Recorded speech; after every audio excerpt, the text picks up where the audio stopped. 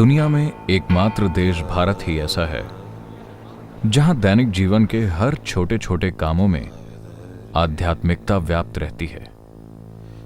यह वह भूमि और संस्कृति है जिसने हजारों वर्षों से योगियों, सिद्धों और ब्रह्म ज्ञानियों का पालन पोषण किया है। इन प्राणियों ने जीवन की बहुत गहराई में खोज की, मानव कल्याण के सभी पहलुओं पर विचार किया और खूब समझ बूझकर एक ऐसी संस्कृति बनाई जहां पर छोटे से छोटे काम का भी एक आध्यात्मिक आधार होता था।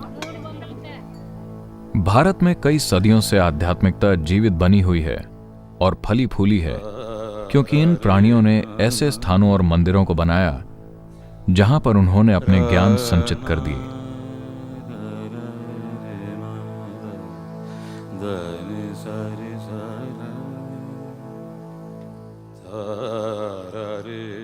एक ऐसा ही स्थान है कैलाश।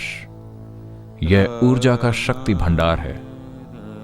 आदि योगी शिव सबसे पहले प्राणी थे जिन्होंने यहां पर अपने ज्ञान को ऊर्जा के रूप में संचित किया। ये स्थान हालांकि भक्तों से भरे रहते हैं, परंतु प्राचीन मंदिरों की स्थापना पूजा स्थान के रूप में नहीं की गई थी, बल्कि मूल रूप से इनकी स्थापना शक्तिशाली ऊर्जा केंद्रों के रूप में की गई थी, जहां पर लोग खुद को गहराई से रूपांतरित करने के लिए एक अनुकूल वातावरण पाते थे। सुबह सुबह मंदिर जाकर दर्शन कर लेने से व्यक्ति के दैनिक कामों में एक खास संतुलन और गहराई का बोध बना रहता है।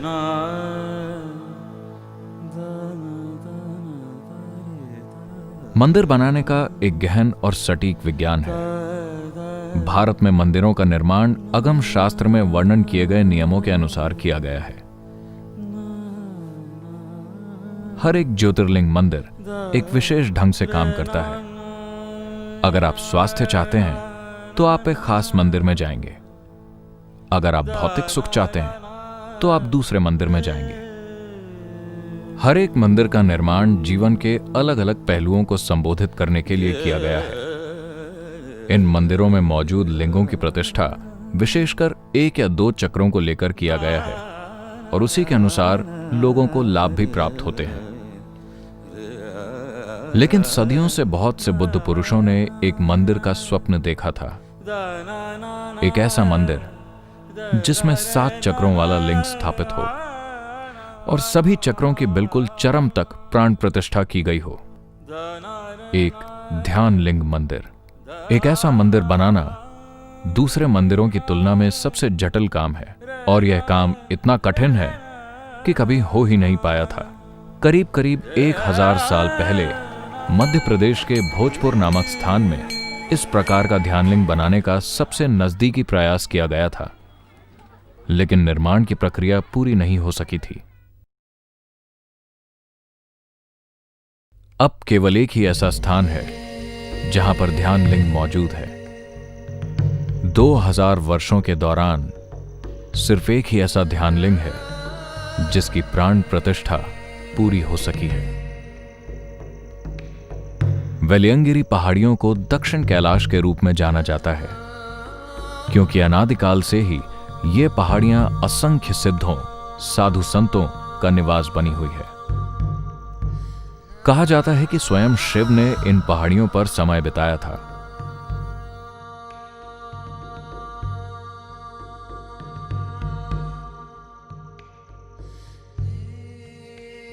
सद्गुरु ने इन्हीं वेलियंगिरी पहाड़ियों की तलहटी में ध्यान लिंग की स्थापना की। यह ध्यान लिंग उनके 3 जीवन काल की कठोर साधना का परिणाम है। ध्यान लिंग की प्राण प्रतिष्ठा की यह तीव्र प्रक्रिया 3 वर्षों तक चली थी।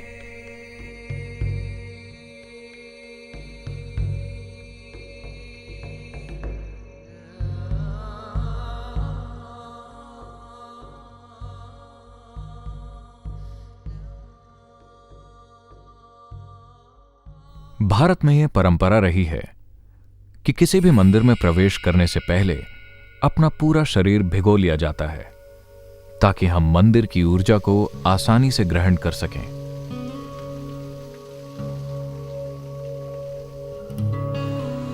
तीर्थ कुंड पवित्र किए गए जल का एक कुंड है। इसके केंद्र में ठोस किए गए पारे से बना एक लिंग है जिसे रसलिंग कहते हैं।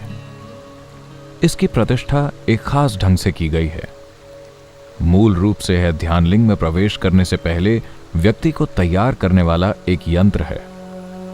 यह व्यक्ति की आध्यात्मिक ग्रहणशीलता को बढ़ाता है। तीर्थ कुंड का जल ऊर्जा को धारण किए हुए है।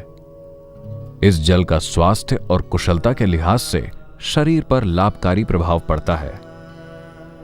यह व्यक्ति के प्राण संबंधी दोषों को दूर करता है।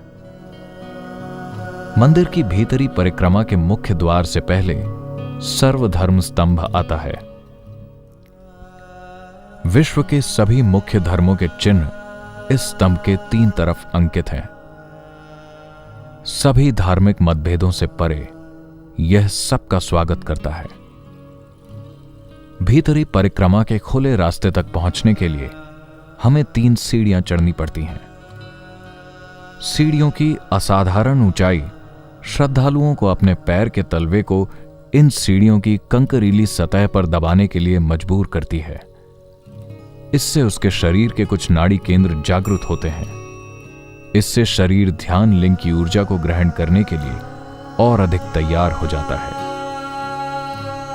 भीतरी परिक्रमा के मुख्य द्वार पर महर्षि पतंजलि की प्रतिमा विराजमान है। इन्हें योग विज्ञान का जनक माना जाता है। इनके दूसरी तरफ वनश्री मंदिर है। ये ध्यानलिंग मंदिर की देवी हैं। देवी की ऊर्जा विशेषकर स्त्रियों और बच्चों के लिए लाभदायक है।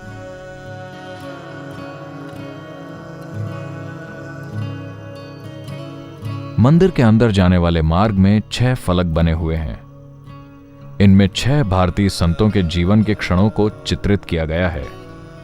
ये संत ईश्वर के प्रति अपनी भक्ति के जरिए परम चेतना को प्राप्त हुए थे।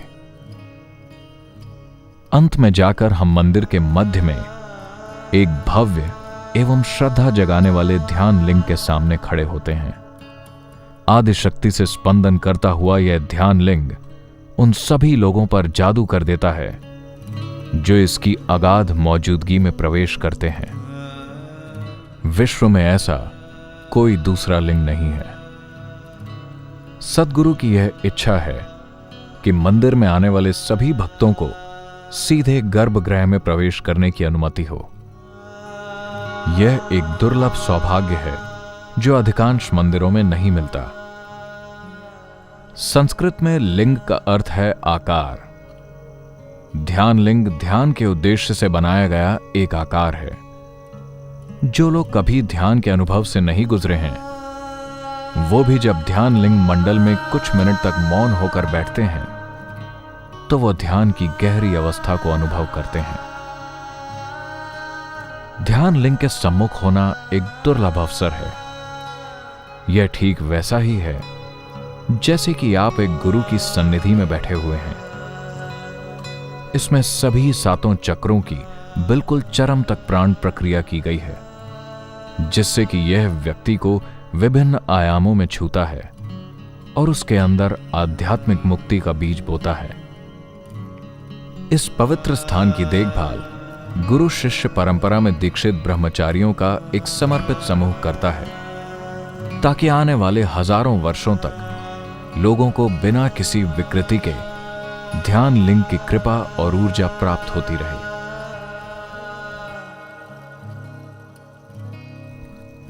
आइए और ध्यान लिंग की गरिमा में लीन हो जाइए।